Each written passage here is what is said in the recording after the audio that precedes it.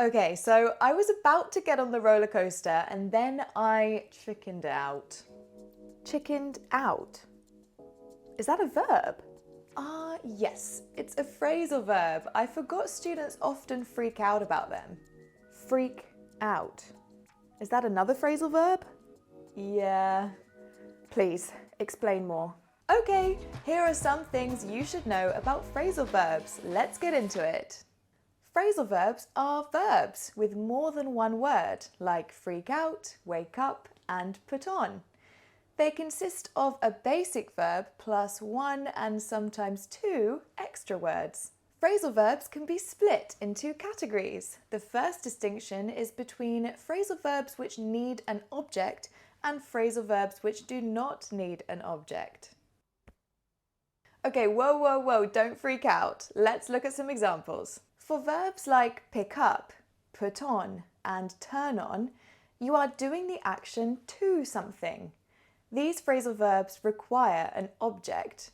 You can't say, I put on its own without adding something. You put on what?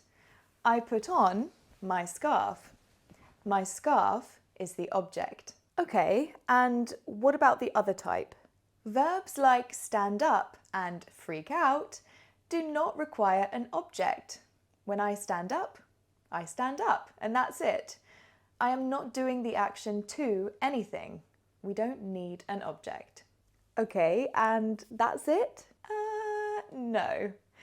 Phrasal verbs that require an object can be split again into phrasal verbs that can be separated by their object and phrasal verbs that cannot be separated by their object. For example, the verb put on can be separated.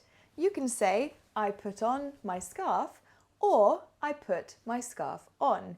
You can put the object in the middle of the verb or at the end, and it means exactly the same thing. However, the verb look after cannot be separated. You can say my cousin looks after my dog, but you cannot say my cousin looks my dog after. It sounds strange and very wrong. Okay, I'm freaking out. How am I supposed to learn all of this? Don't freak out. Just come back to BBC Learning English where we'll teach you more phrasal verbs and how to use them. See you next time.